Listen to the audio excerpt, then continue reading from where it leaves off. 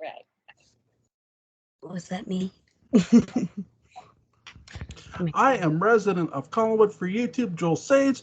Joining me tonight is Christine Pierce and Cara Tilliz from Between the Shadows, a Dark Shadows podcast, and we're here to discuss the Leviathan arc. So, Barnabas goes from 1897 to back to 1795, I believe, and he actually does, for once, successfully save Josette. But it's short-lived. Yes. So, Yeah. I have a weird question for you before we get into the Leviathan. Was it weird to not see Angelique ruin this?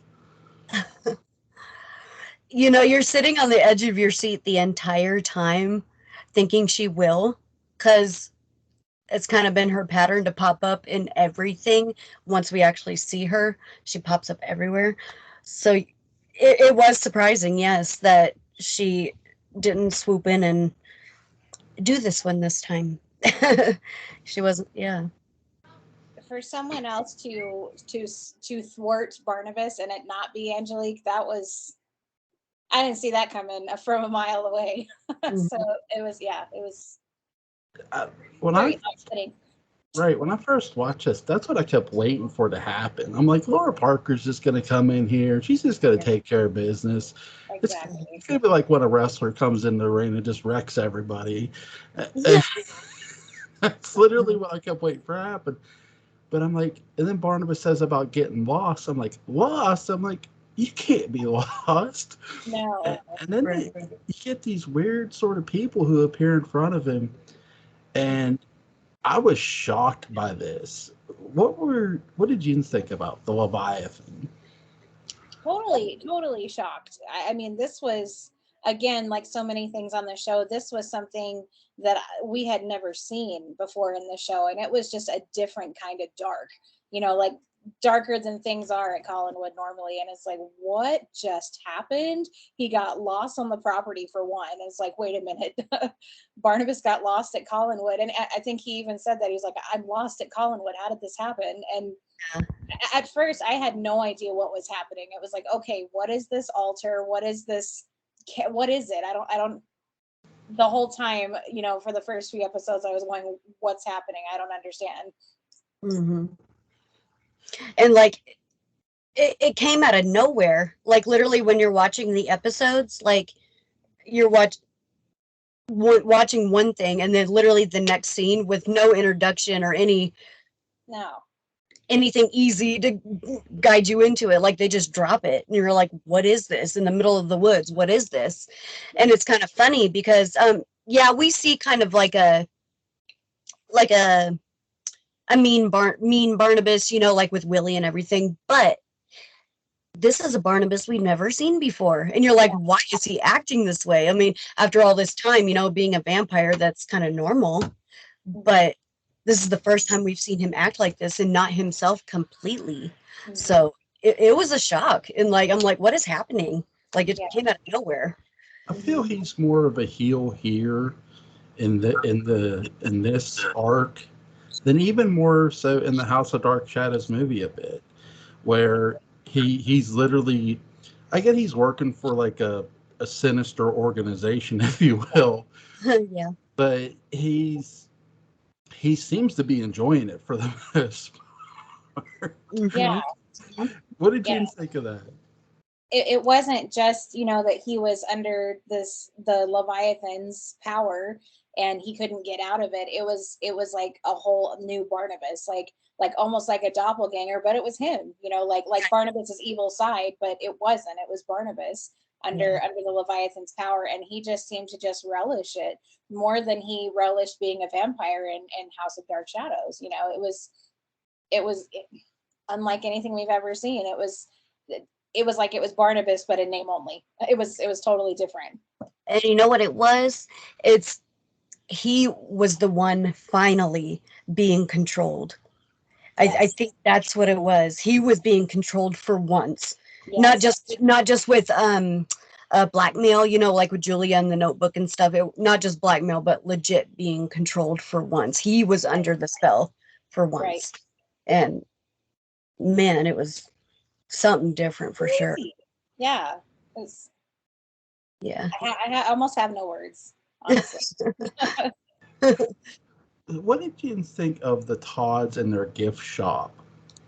Oh, it was so cute. It was Or sorry, antique shop. I'm sorry.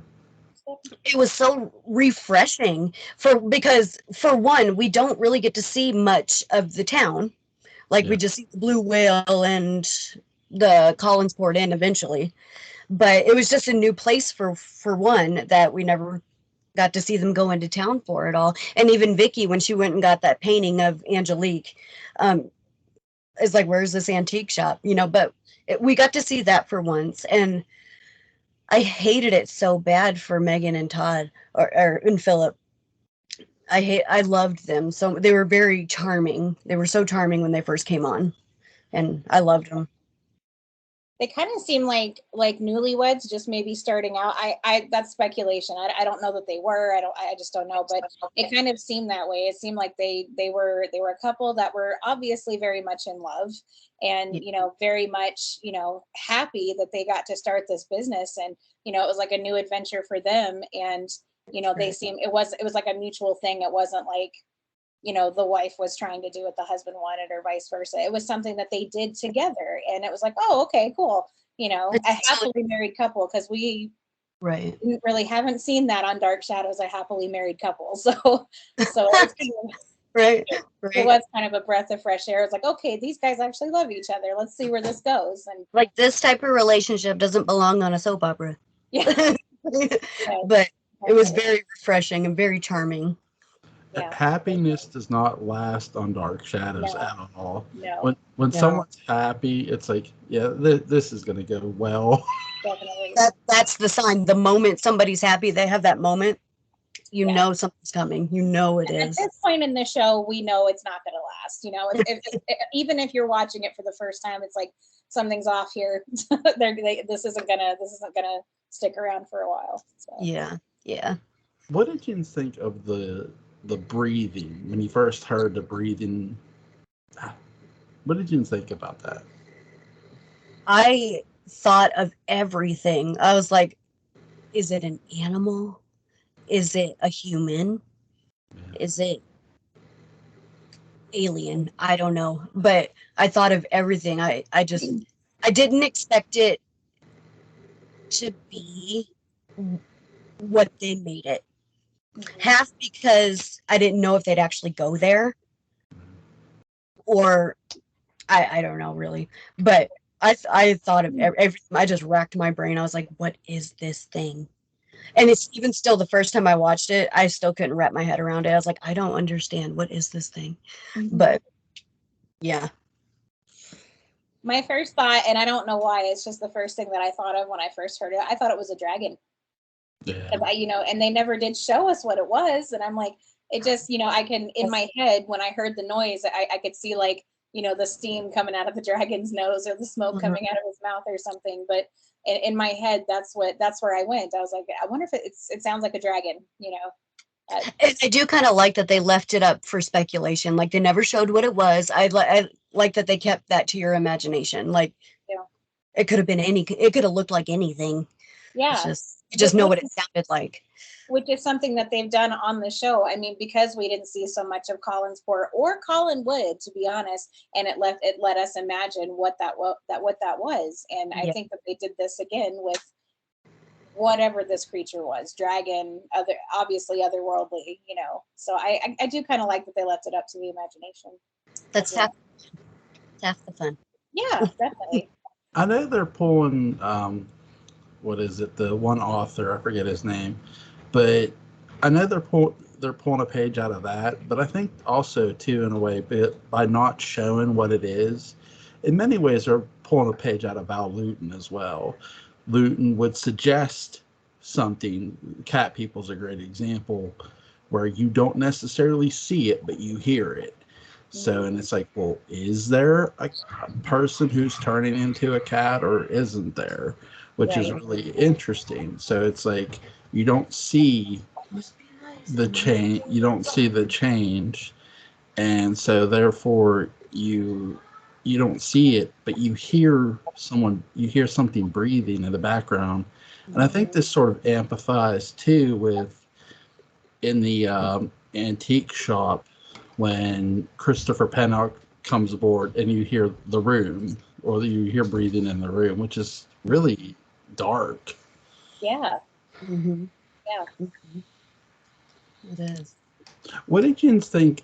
Oh, is this the biggest concept or most boldest concept in Dark Shadows history, you think, the Leviathan arc? I will say, if anything topped it for me, personal opinion, if anything topped it as far as going there, I didn't think they'd ever go to hell.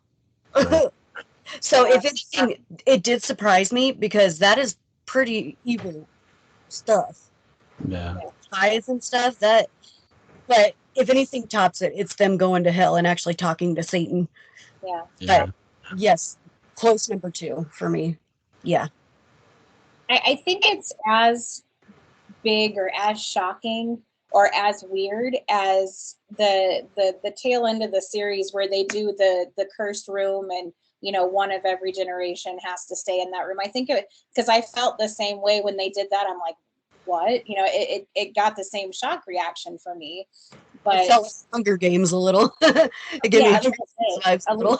It's like, bit. But this saga lasted longer, and we got the end of it, but not in a rushed way like we did with the cursed room, because the series was ending.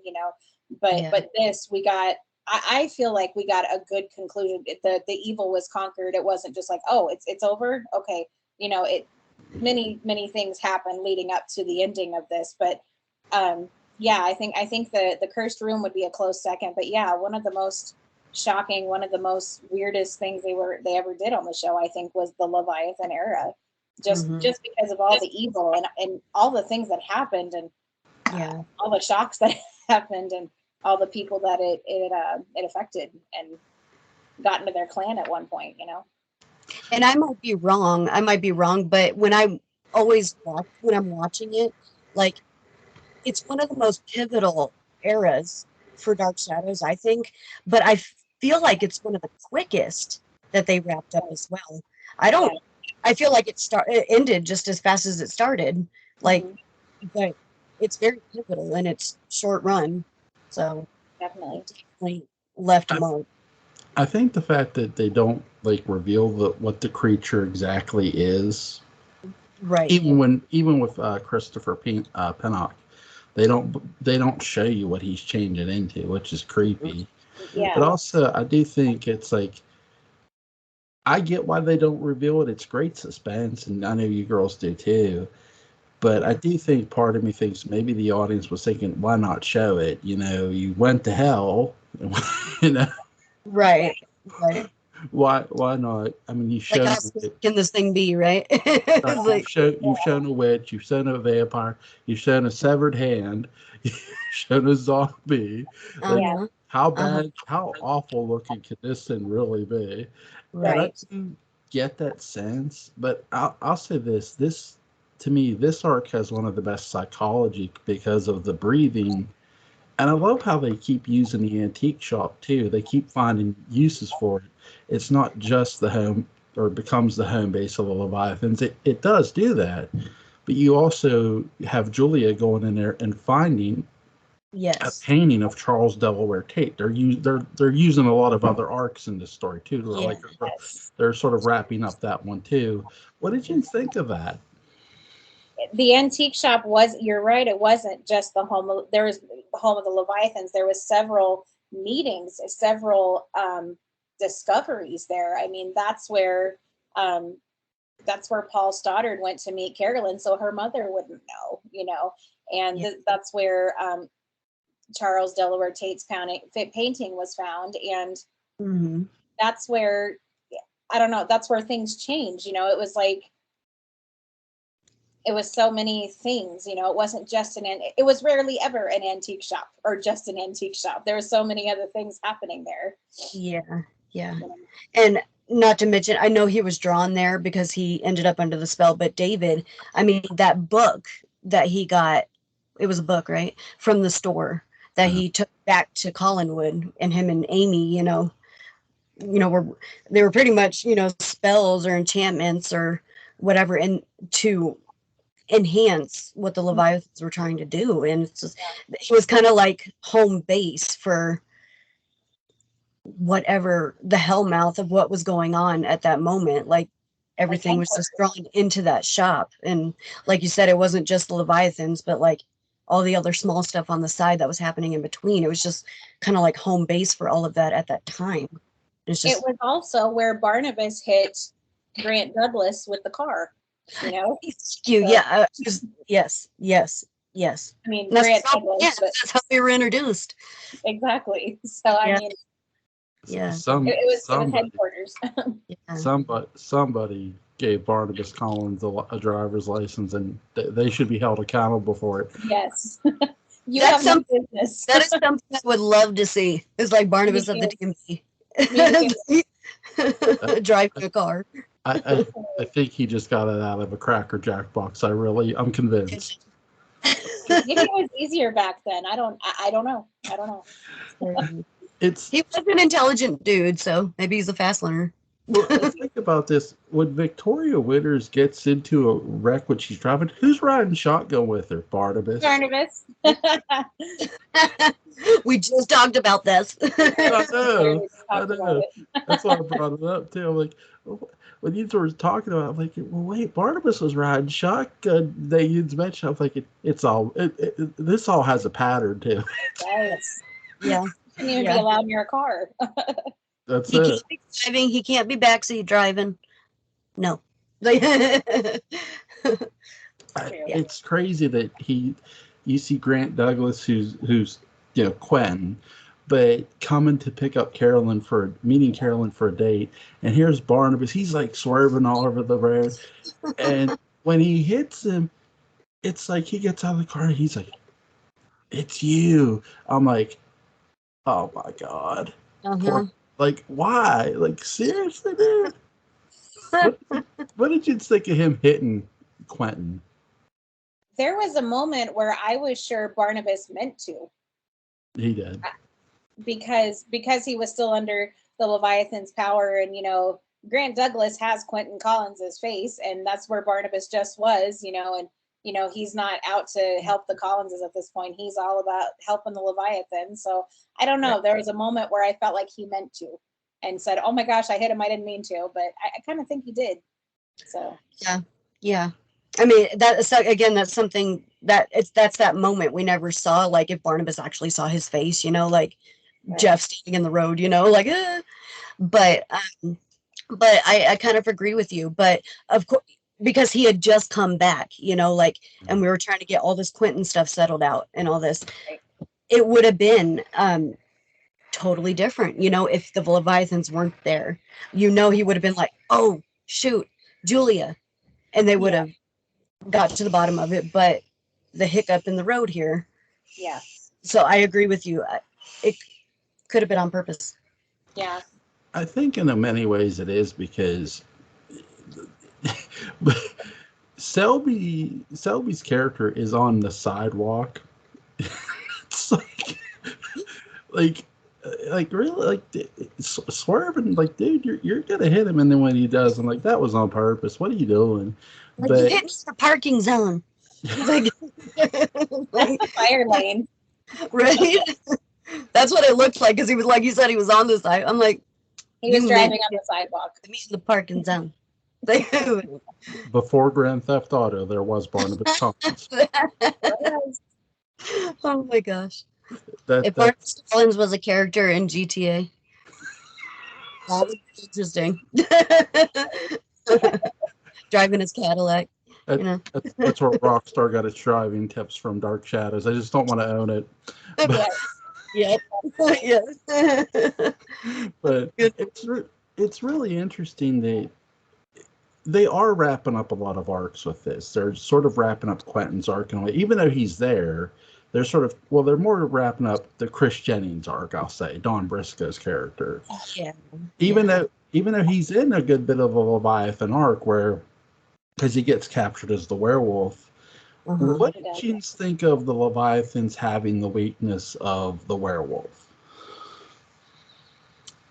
It was very interesting because obviously when, I first saw it, and even a while after I saw it, like, I didn't really have a background or a education on, Leviathan. So like that was interesting when I first saw it. Like I was like, how are they going to defeat these guys, or what is a tool against them? There's always a tool against the enemy. What is it? And That was interesting. we didn't know. We didn't know what it was because they went through all this arc, more than half, and we had no idea.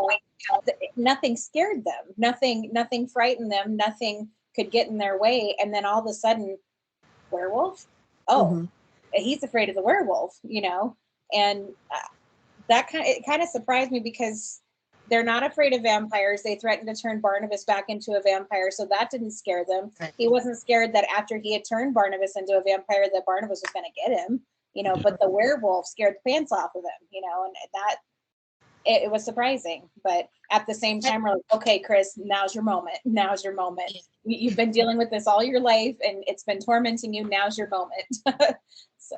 And I feel like everything up to this point, like with the Leviathans, everything they've faced and conquered, basically, I feel like they had already been battling this kind of stuff. Like Barnabas, way back when he was actually human before all that, he knew of the witch, he knew of witchcraft, he knew of the gypsies, all this stuff. But Leviathans was something totally out of this world. Like, what is this? Like, Right. something totally new. Like, wasn't really witchcraft. It wasn't really, it's just something brand new. It wasn't something you could go and pick a book up, and read about it, Yes, ancient stuff. And it's like, this was nothing that anybody knew anything about, nothing even I knew about, and it was just mind-boggling. But Dan Curtis never repeated himself with his stuff, and that is so appreciated. Like, so creative. Like, for a while I thought that it was just going to be a thing where nothing could defeat them, and maybe the saga would just wear out itself. But then the werewolf, but right. Crazy. He really incorporated stuff so well. So. Lovecraft was the author they're sort of using with this. So what did you think the Leviathan was exactly?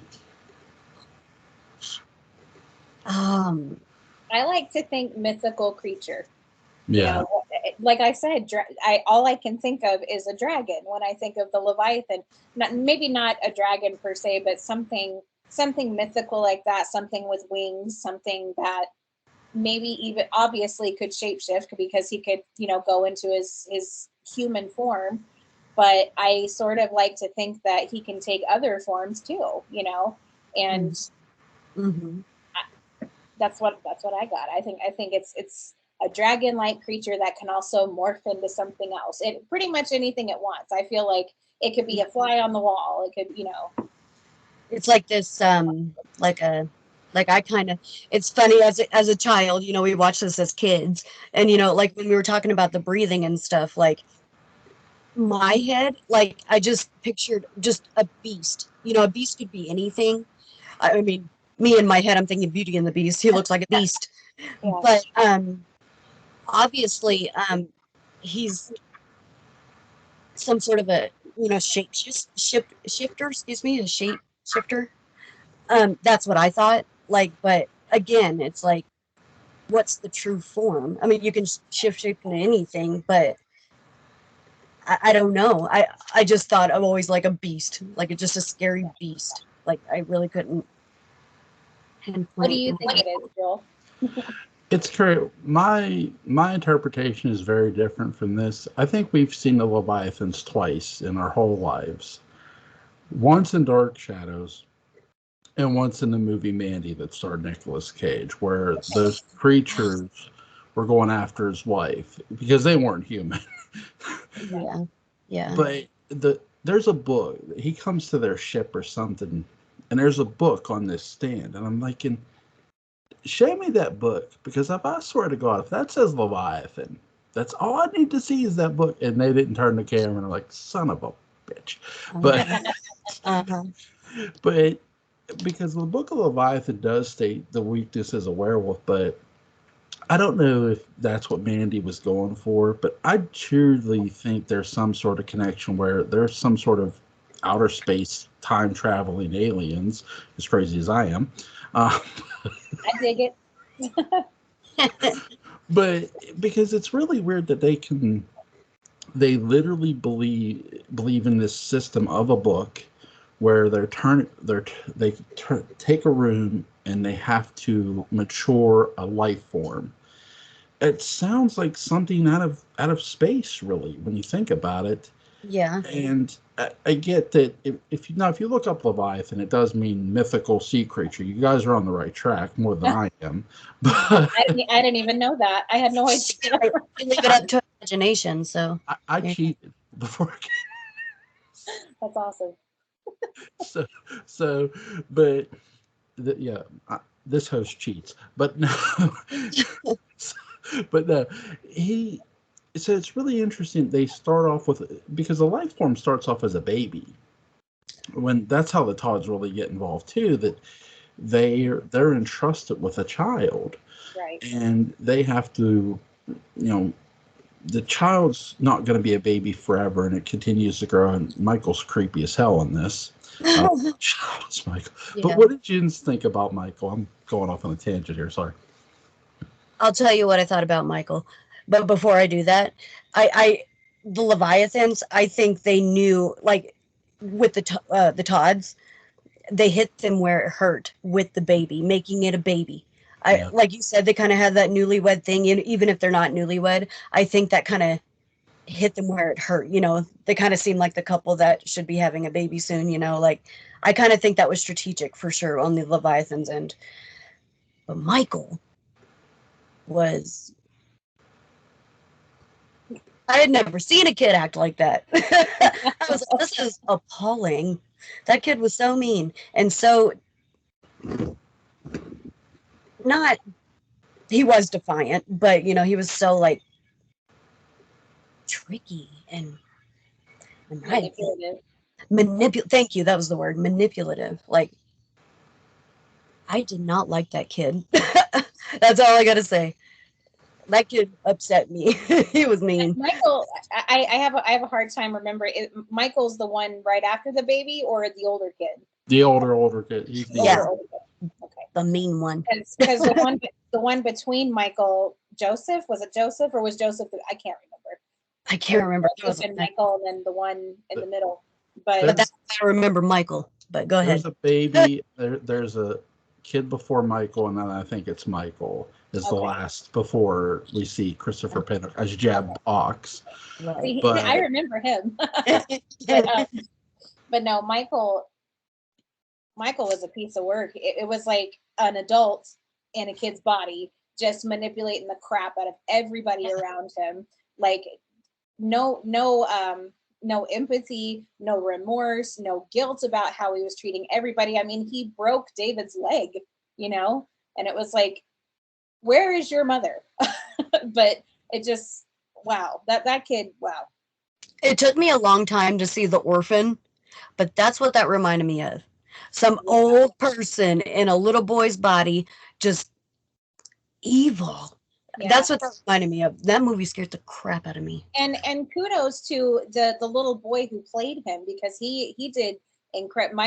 Michael, I forget his last name. I think his name was actually Michael too. But like the kid who played him he was incredible. Like played an evil child very well.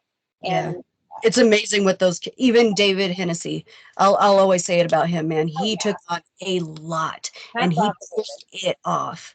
Like those kid actors, even when, like you said, they're only in like an episode or two, they killed it. Those kids, any kid they had, they killed it. Yeah, they were so good, so good. And the kids were the ones who rarely screwed up their lines, like all the kids, Right. Right. And do what the adults can. It was just pretty incredible. Mm-hmm. I mean, yeah, it's really interesting too, because Michael, you're right, he does break David's leg, but he is a sick son of a bitch. Yeah. He, Yes. Yes. I mean, the baby really doesn't do much. I mean, I get they're raising. This is before the Omen, like Damien. So that's what I kept thinking about too because by the time I'd watched Dark Shadows, I had seen the Omen, and when I saw the kid, like from the baby to the first kid, even to the second kid, I kept thinking of the Omen. I'm thinking, Yeah. is this like the Antichrist here? Is that where they're Yeah. going? Yeah. I Like mean, the they're first time I watched it, I had it to was think, the Antichrist. yeah, Like, we right? knew nothing about the Leviathans. I mean, what else were we supposed to think? You know, it's Uh-huh. like, yeah, is this the devil incarnate? We've already seen the Diablos. Is this Diablos, in child form? It's Totally. Do you Yeah. think the Leviathan were in league with the devil? yes, I do. I do because Short answer, yes. Yeah. and my reason for thinking yes is because Nicholas Blair got sent back to hell because Cassandra / Angelique ratted him out, and the devil sent him back to finish the work. This is your second chance, Nicholas, and he failed again, of course. But yeah, that's why I think because Well, and like when you read you read Dark Shadows literature that goes a little deeper into the explanation of things, like they said years ago, and it reminds me of making a deal with the devil. You just sold your soul to the devil. Work, whether it was your choice or not, you just kind of sell your soul. But they say like Paul Stoddard long ago, and this is something we didn't see or really even get explained while we were watching it, but some of the literature says, excuse me, that Paul Stoddard made a deal with the Leviathans years ago for riches and wealth for whatever reason, and not knowing years later, Carolyn was the payment for that deal. I mean, that's just literature I've read, but I mean, it's like, yes, I think they are like working with the devil. It's like selling your soul, working with these people. mm-hmm. And who's the best person to trick or offer money to is a thief, a con artist, and that's what Paul Stoddard was too. Yeah. I mean, it's easy to go to him and say, "Hey, we'll give you all this," and either tell him or not tell him what the payment is. But whatever we give you, we're going to collect later. Yeah. But Yeah. they did tell him. They did tell him the payment will be your most valuable possession, and his most valuable possession was his daughter. And so it's like we don't think about that at the time, but then because all he wanted was riches, just yeah, to get out or whatever. I mean, he thought maybe that was his most prized possession, was his riches, but it's all about money. no. So Angelique is very happy with the love of her life, Sky Rumson. And so here's my question. Is Sky Rumson's heel turn the most shocking in Dark Shadows history? I want to say this. Go ahead. Sky, I'm keeping this in. Sky, I feel like he was our first, with this Leviathan thing, he was the first one we really saw that was a member by choice of the Leviathans.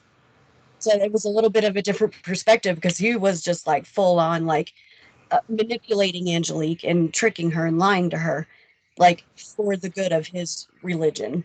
Like he was the first that we saw it was by choice, and that was different. And yeah, This is me off.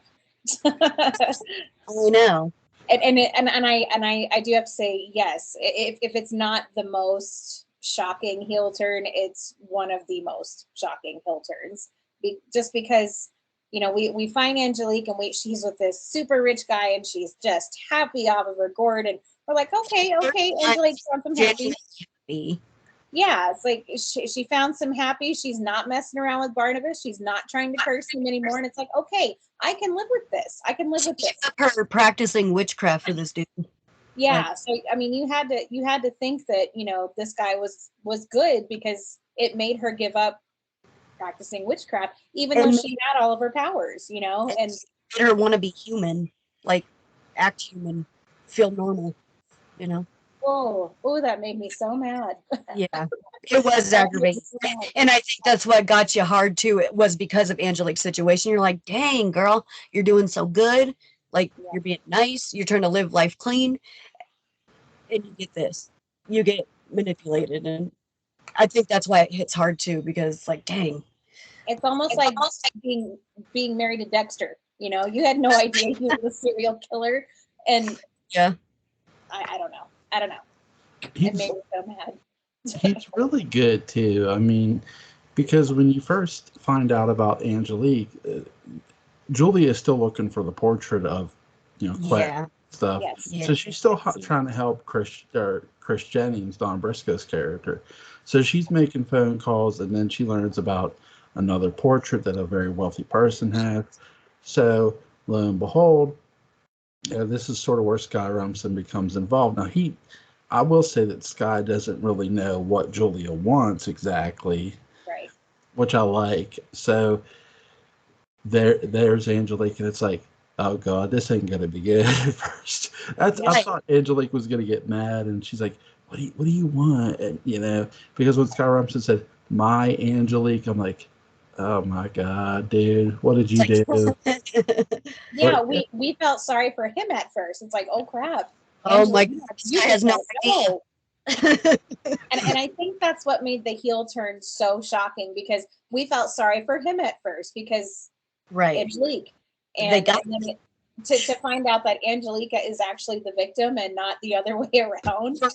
For once, again, it's something he made sure he did not repeat. Like it was great.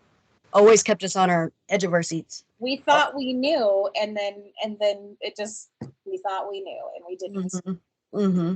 He's so believable too as a baby face. That's what that's the work of every great the reason heels work so well is because they're great baby faces. So when you meet a baby face, and they're starting to say these words and they're getting you to believe them, because that's what Sky did with me. I believe when he told Angelique, "Oh, I just caught this right," I believed him, and I don't know why. It's because he sold it, and it's just like, then when the turn happens, I'm like, you son, you freaking got me. Why? We fell for it. Yeah, we all did. And it's really just, again, it's well put together, it's well acted, and it's just so well done. It's one of the best things to me. I really thought they were, at first, they would sort of make him the overseer of the Leviathan more so than Barnabas, because he had all this money, and it's like, but no, they kept him sort of, he wasn't necessarily out of it, but they didn't necessarily have him deep in like Barnabas was. I kind of think they, sorry, Joel, go ahead. I'm so sorry. Well, I was going to say Barnabas was more their henchman than he was. Yeah. I think they let Sky believe that he was deeper than he really was. Yeah. Like, that's like, kind of had a hot head, like, but it's like, Angelique even said it to him. It's like, how the mighty have fallen, now you're just a lackey, from big and powerful to a lackey, and that was perfect to describe, what Sky Rumson was in the Leviathan cult. Yeah. I love how Nicholas Blair walks in and Angelique's like, why are you here? Yeah. Like, what are you doing here? Humphrey Allen Australia. It's like I'm not doing that no more. What are you doing here? Yeah. What did you think of Nicholas Blair getting involved with this? Redemption? Yep. Yeah. Short answer, redemption. Yeah. Diablo sent him. I think so. And Diablo also knew Angelique, her change of lifestyle, and I feel like Nicholas is always there to guide her and or pull her back in to do her job. I mean, she sold her soul. I mean, it's her job. So redemption. What shocked me most too with this is they turned so many of the characters on the Leviathan side. You had Liz, who was joining. Yeah. David is there too. But then what I was shocked at, they don't turn Roger. They're more wanting him to become willing. And it's like, that's what. And I'm not sure if it's because Lewis Edmonds had sort of been heelish before and they didn't want to. I found that the most strange of this. What did you think? Roger has always been kind of the skeptic when it comes to supernatural things.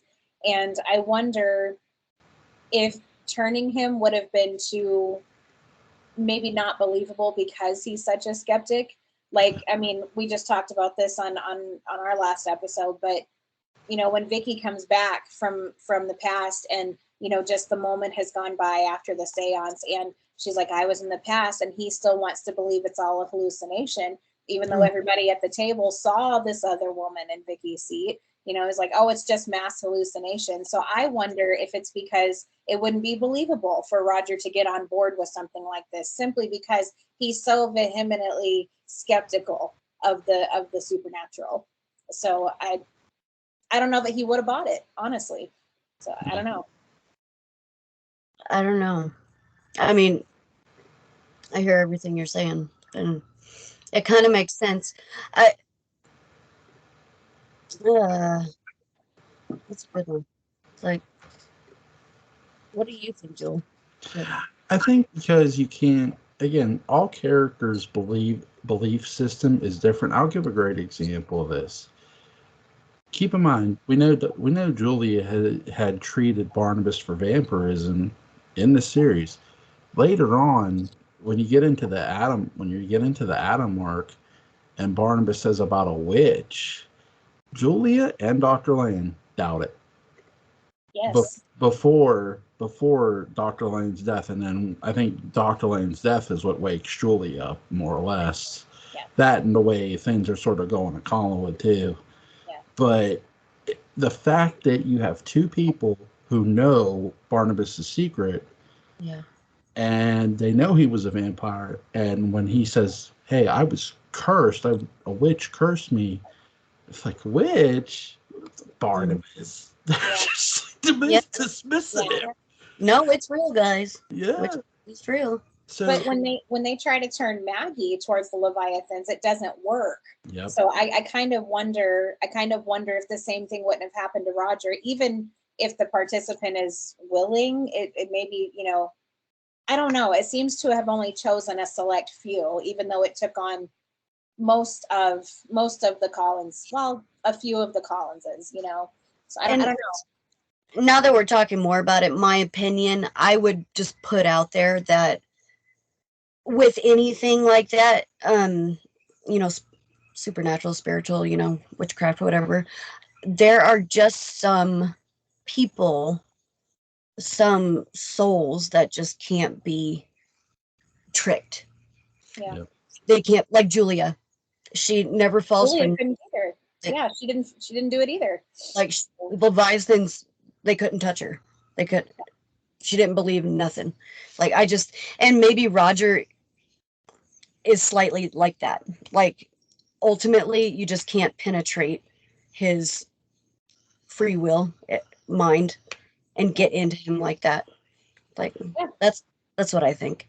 I think what helps Maggie too is when Barnabas had her captured, and he was trying to, convince her she's Josette, and she's in the mirror and she's holding the music book. She goes, "I'm Maggie," and then slams it shut. And you get back to Leviathan. This person has a strong will too. Yes. I think it's the willpower too of these of certain characters, like a Julia, like a Roger, like a Maggie, that they're able to sort of fend it off. Mm-hmm. Where his willpower and it just wasn't that good. Wasn't that tough with this one?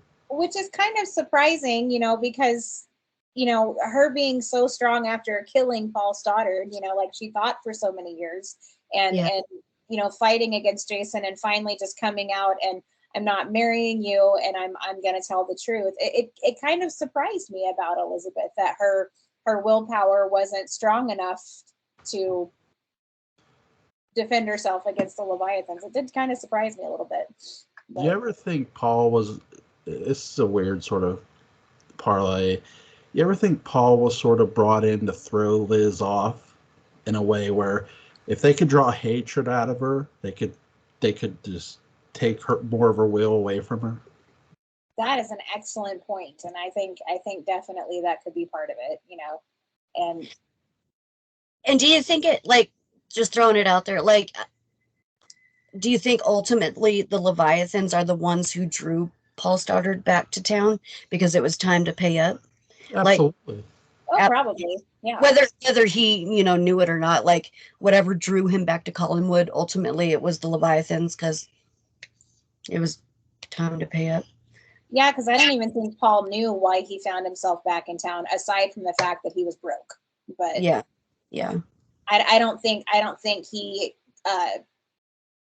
consciously came back because of the Leviathans. He came back because he was broke, but I don't think that was the reason that he was drawn back. That was the reason he gave for coming back, but I don't think subconsciously that's probably what happened. You know, he was being drawn back because, payment time had come. So I sort of wonder if he had gotten told about it prior, because again, just with certain things, just because you don't see it happen doesn't mean it didn't. I'm sort of wondered if he was somewhere else and a member of the Leviathan said, "Hey, it's time," and so he leaves. He knows what that meant. He knows where he had to go. So, and it's crazy. So here's a question for you. You have Quentin, who's Douglas Grant, and Amanda Harris is still is involved in the story as well. Now they're not overall. At first, they're not overall part of Leviathan. Well, Selby is a bit, but you have Mr. Best in here too, who's sort of okay. If you find him, I'll spare you. What did you think? Oh, go ahead. Okay. When we see Amanda Harris, she comes on as, she has an alias too. She's Olivia Corey. And she, at first we're like, wow, okay, she came back. Did she come back through time to find Quentin like, Peter Bradford did for Victoria? Or, what is her game? What are we doing here with her? And, we find out, yeah, she's come back to find Quentin. That's so romantic. Well, we didn't realize her life depended on it. Her and then she was like, my time's up. And just as they've convinced Grant Douglas that he's actually Quentin, her time is up. And she tells Mr. Best, she's like, I found him, and he realizes who he is. I need a little more time. And Mr. Best, being captivated by her beauty, says, okay, fine, I'll give you, however much time it was. But Mr. Best, we said in a previous episode that he was comforting. He was sinister, but he was comforting. Yeah. And that's kind of how I imagine death will be when my time comes, But I don't know. I thought he gave a really good portrayal of the angel of death, Yeah. I think that Mr. Best's little waiting area, I love. By the way, you're welcome, Tim Burton, because you sort of used the waiting area in Beetlejuice. In Beetlejuice, you're welcome. But it's really, I really love this character because I think that things like death, we know we've seen Satan, we've seen a witch, we've seen a vampire, but things like death and fate, I think, are a more part of Dark Shadows than what we realize. I've often wondered when Barnabas died initially as a vampire, when he was laying there in the coffin dead, or even on the bed, did Mr. Best tell him what was going on? As his eyes were closed, did he say, where am I? Am I in heaven or hell? Oh no, son, you're not going there. Right. You're heading back. And I could see it. I could see that conversation happening. And I'm sort of wondering if it did. Because Barnabas, when he is a vampire, he's not shocked by what he is. He sort of knows. It's like, did who would have told him that? Well, one person, Death. Death would have told him. So you have Mr. Best going after Olivia, Corey, Amanda Harris, and he gets her. He collects his soul for sure. I sort of wish we would have got a little more of Death in Dark Shadows, literally. Definitely. I would have liked to have seen him come back for someone else, or, you know, if one of those many times we went back to the past, and, you know, maybe especially the couple of times we went back to 1795, you know, we could have maybe seen that between him and Barnabas. Or, I mean, so many deaths on this show, you know, they could have brought him back for something, you know. He could have just been like a random periodical character that just, when it was somebody a lot of deaths in college course. Like, holy crap, you know, we haven't seen him since so and so's death, but he pops up, you know, like that would have been cool. That would have been cool. According to Peter Bradford, Victoria Winters is pushed off Widow's Hill by Christopher Pinnock's character. Okay, so I have a question. Do you believe Peter Bradford here?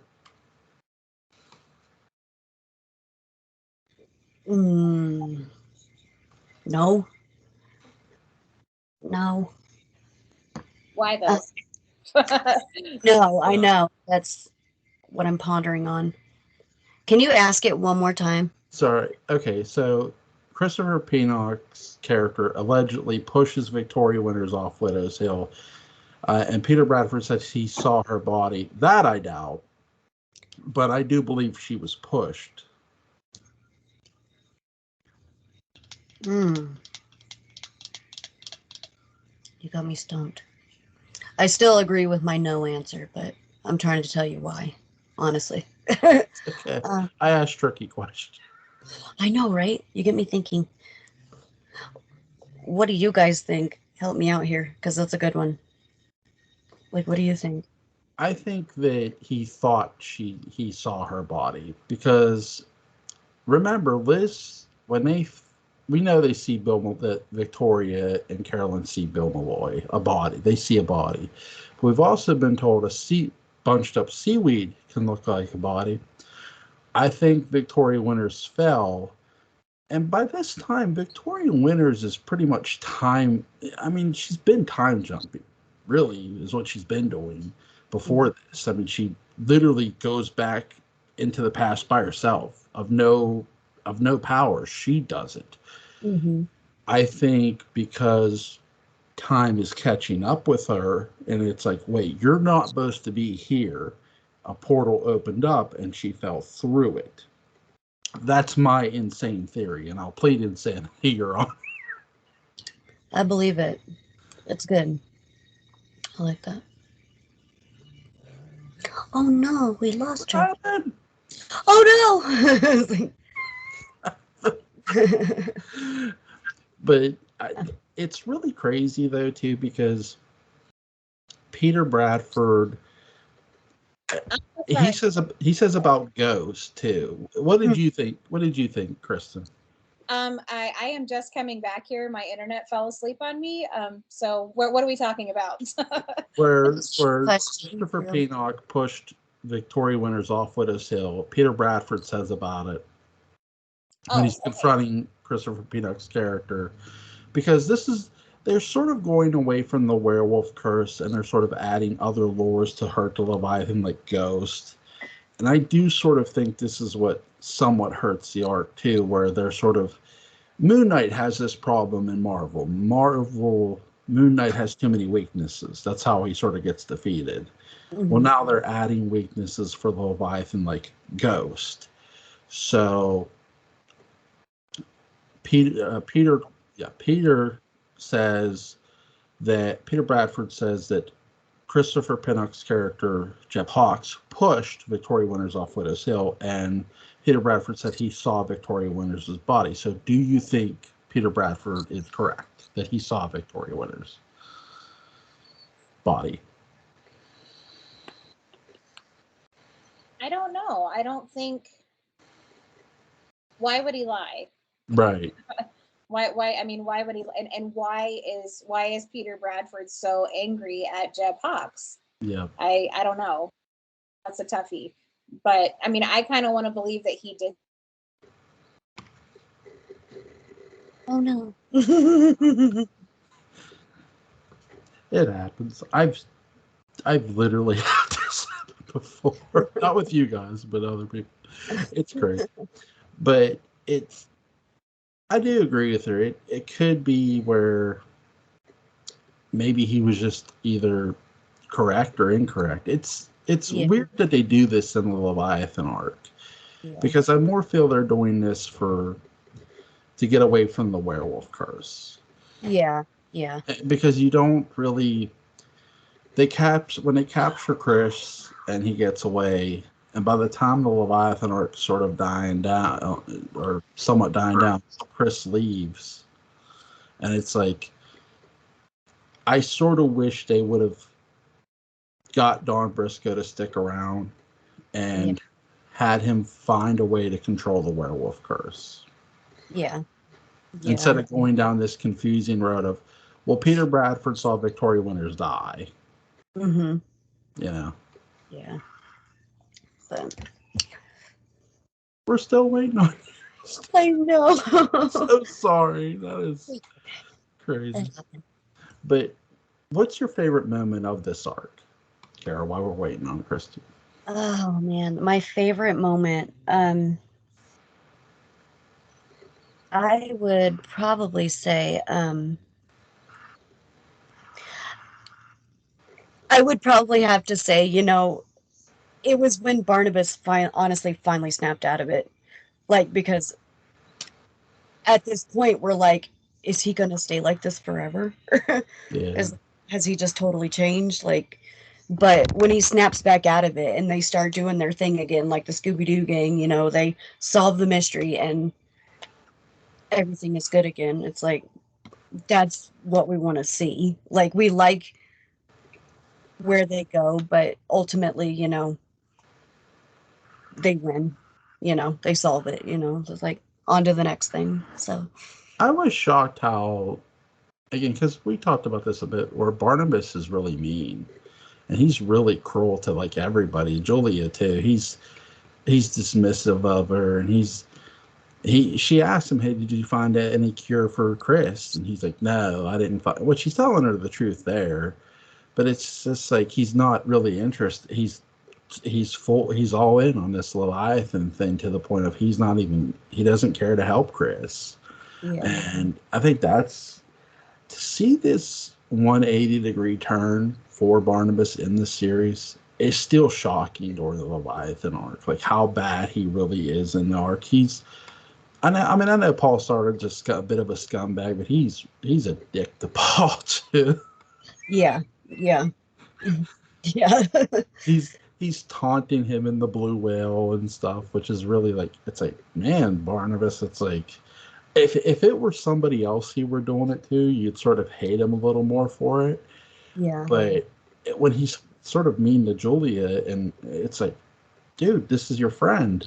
It's like, what are you doing? Yeah. But it is shocking. Is there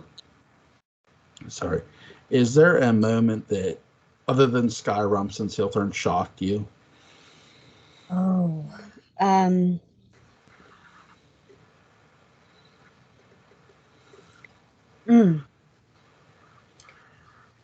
don't know why it always sticks out, and it shouldn't surprise you at this point, but the kids, like David and Amy, for some reason, it still shocked me, like how they would even go with a child, like the innocence of a child. It makes sense, everything, but for some reason, and again, the way it was David Hennessy who portrayed it, but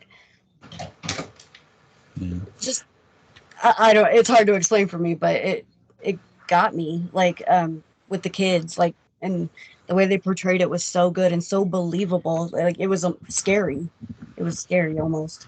It really is. It's shocking too that I know they've done the evil kids with the 1897 a bit too, listening to Quentin.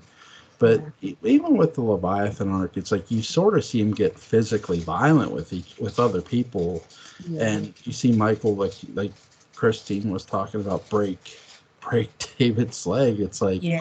Jesus. It's like, and I get they were doing that because David Hennessy did actually hurt his leg. Yeah. They're doing it more for plot, for convenience. Yeah. But still, to make that part of the plot is really sinister, and to actually do it, it's like, wow, really, you really turn they. I don't think they, with the Leviathan, and I want to get your thoughts on this. They weren't pulling their punches; they were going all in. Yeah. Yeah. It's like I said, it's always surprising how far they'll go, because you just don't know if they will, and they do. And What were your thoughts on Christopher Pennock as Jeb Hawks? man, um, hi. Hi. um, my thoughts on Christopher Pennock as Jeb. At first, I mean, he's doing his job because he's not supposed to be likable, and he wasn't. Not me. He wasn't very likable, but in the end, and again, that was a shocking thing as well, when he made that turnaround and actually teamed up, with Barnabas and Julia and all them, and actually helped defeat this. And he was the actual creature that they created, or whatever, that this whole thing started with, really. So that was fun and interesting to see that their creature turned its head and went against them in the end, and it was cool to see. And Jeb did a great job. That's what I meant. Christopher Pennock, great portrayal. He was not likable at all, but he can switch it around, just like make him likable, just like that, and he did a good job. Christine? What was the question? I'm sorry. Oh, sorry. What did you think of the character of Jeb Hawks? Jeb Hawks was a heel that hit the ground running as soon as he came on the screen, like immediately. Like there was no pretense, there was nothing. He was Jeb Hawks. He was,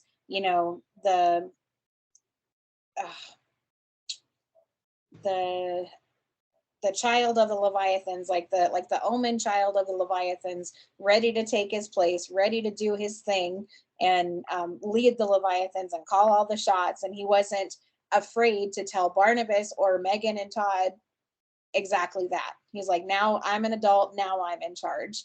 And he certainly was. I mean, Christopher Pinnock did a great job in being a heel and being someone that I just constantly was mad at, was constantly pissed off at, and constantly annoyed by, because he was so mean and so rude. And even to Carolyn, whom he was supposed to love and was supposed to, like, she was promised to him, he was even kind of rude to her at times, even when he was asking her out on a date, he was like, yeah, you're gonna go out with me, and that's that.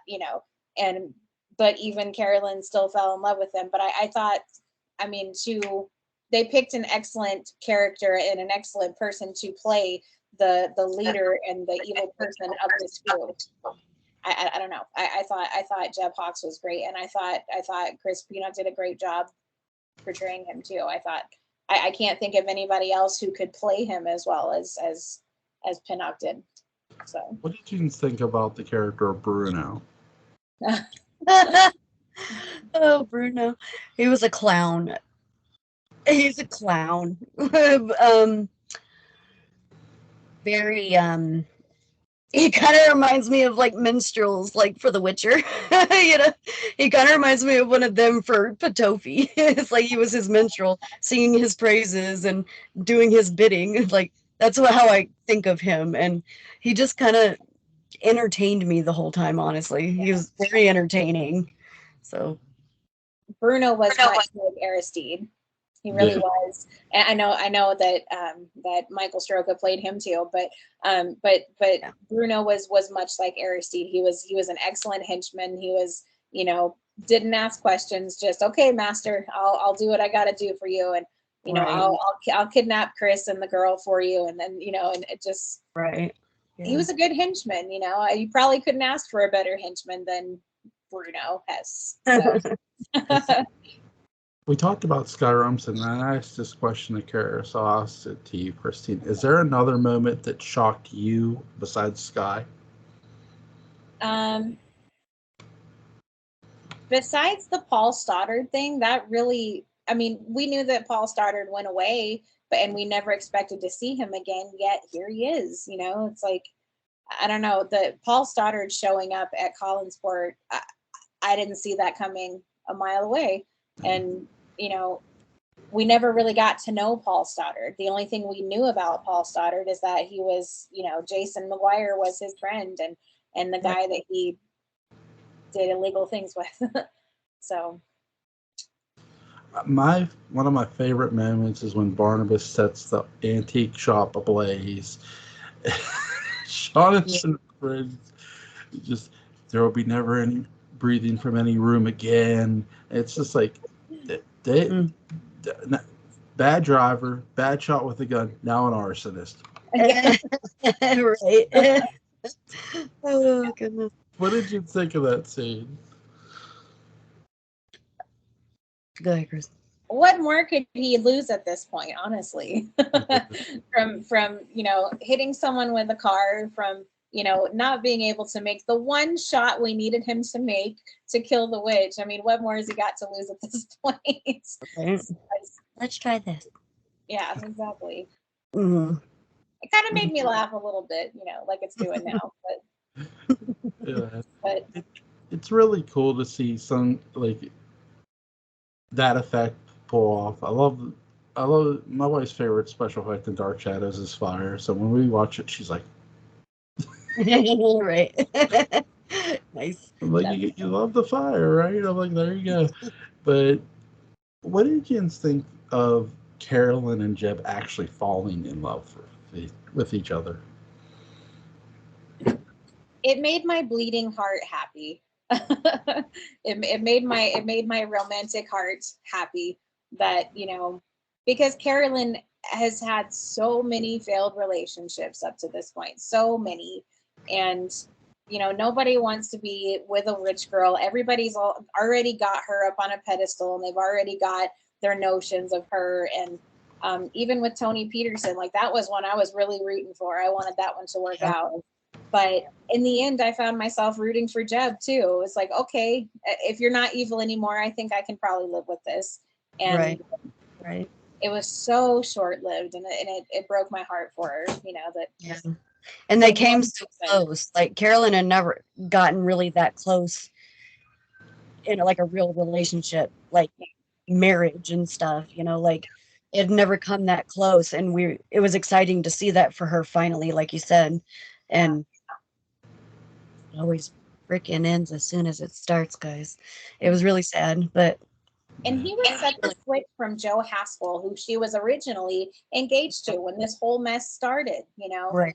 And Jeb Cox was nothing like Joe Haskell, which, you know, kind of shocked, but she didn't want Joe Haskell. And I kind of picture her wanting a man like Jeb, who isn't perfect, isn't, you know, mommy's choice, you know, it wasn't mommy's choice. I don't think Liz entirely approved, you know, I don't think, but Carolyn was happy. So she's like, okay, you know, Liz backed off. Because, come on. Yeah, but. Is Jeb somehow alive? Oh, I would like to think so, because he's otherworldly. And at the end of the day, he's otherworldly. So I think so. I think so.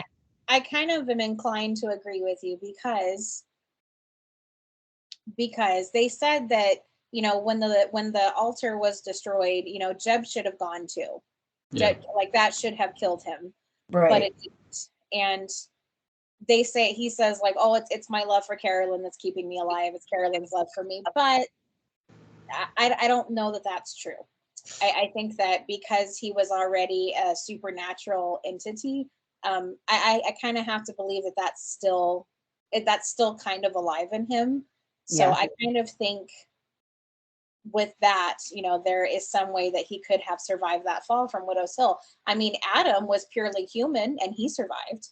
So, so I want him to be alive. So And I Adam think he could be. Adam did a cannonball off Widowsale. No, Yeah. Yeah. but Jeb, I like the fact that Sam Hall, when he wrote like adage for Dark Shadows, well, like what were the Dark Shadows members doing after Dark Shadows? Carolyn became obsessed with the occult and never stopped searching for Jeb. Right. And I agree with that. I think whether alive or dead, she's not ever going to stop searching for that Right. man. Right. I do think he's alive and has no memory of who the hell he is or what happened to him. Yeah. And I do think he's out there somewhere. I'm with you on this one. No, Yeah. Jeb's still alive, but it's here's what I think. I don't want to. I know it's too obvious, but here's what I think. I think that Sebastian Shaw could be Jeb Hawks, because if he has no memory of who he is, it's like Grant Douglas and Quentin, and Sebastian Shaw is under the power of a vampire, so she can convince him to be whoever she wants him to be. So I don't know, maybe. It's a good theory. Yeah. It's a good theory. Supposedly, now I want to stress that word. Supposedly, Sebastian Shaw is the son or grandson of Timothy Shaw somehow. I didn't even catch that. Oh my God. Didn't even catch it. So I'm sort of now. What I love about Sebastian is the fact that he has actual psychic abilities. Yeah. So maybe they could use Sebastian, or could have used Sebastian to help Carolyn find Jeb. That's something they could have played with. I know Dark Shadows, they move away from that story arc, and he's not really a part of the Leviathan arc, but Sebastian Shaw is one of my favorite characters for the arc of the Judah Zachary arc. Yeah. He's really interesting. I love how they kept reinventing Christopher Pennock, and Christopher Pennock really reinvented himself for every character he played. Definitely. Yes. Definitely. Who's your favorite Christopher Pennock character? I have two. For the heel side, it's got to be Gabriel Collins, because his heel turn is so shocking. At least it was to me. Like getting up out of that wheelchair after pretending to be a cripple all this time, that shocked the crap out of me. And I'm like, are you kidding me? And and he killed off one of my favorite ancillary characters. He killed Randall Drew, and I loved Randall Drew. So yeah, that's for my heel character. But the other one that's not so much a heel, I liked Cyrus Longworth. I loved him, because you got to see a softer side of Christopher Pennock. You got to see a man who's completely obsessed by his job, completely obsessed by science, but actually a very good man. Did some shady things, but that's everybody in the world of Dark Shadows. I don't think there's one person that hasn't done some shady stuff in the world of Dark Shadows. So Cyrus Longworth is definitely my favorite. Yeah. And the whole, like you said, the whole scientist thing, like we've all got a dark side, and we actually got to see that portrayed, like that is his mad scientist coming out of him. Yeah. But like you said, Cyrus, he's the perfect stand-up dude, classy dude, But he was my favorite. That's not to say that I liked John Yeager, but I did like Cyrus Longworth. Yeah. Yeah. I like John Yeager. No, I like his character, but No, I do think that I loved Sebastian Shaw. I really loved Christopher Pennock's portrayal of here's this. This wasn't just a Willie Loomis clone either. He wasn't just like, he literally had an ability of breeding psychics and what are they called? Oh God, I'm gonna forget. But oh God, the thing I forget. But anyway, he was really psychic, and I do love the fact that Gabriel is interesting because it was shocking that the wheelchair thing was fake. And every time I watch him squeeze that ball in his hand, I'm thinking, dude, you got some issues. Yeah. But what he's picturing is someone's throat. Is just once you realize what he's actually picturing, it's like, oh yeah, that dude's got issues. Oh yes. Yeah, Christopher Pennock could never play a bad character, and it really shows. Definitely. All these actors and actresses can never play a bad character. It's amazing. Patrick McRae, my buddy Patrick McRae, shout out to him. He said it. It's a shame Hollywood did not come a calling for every single one of them. Yeah. Definitely. Yeah. It's crazy. Is there anything you want to bring up before we go? No. I know I missed a few minutes there while I was, trying to rescue my internet here, but there was one when Paul Stoddard comes back to town, mm-hmm. and the Leviathans come to collect. It wasn't, somebody from the Leviathans who came to collect payment. It was Barnabas. Barnabas came to collect payment. And I thought that was so crazy, because Barnabas comes up to him and isn't, mean, really. Like, he doesn't just, okay, pay up. He kind of tries to guide him into, why you're here, don't you? And he's like, I have no idea what you're talking about. I was like, no, you know why you're here.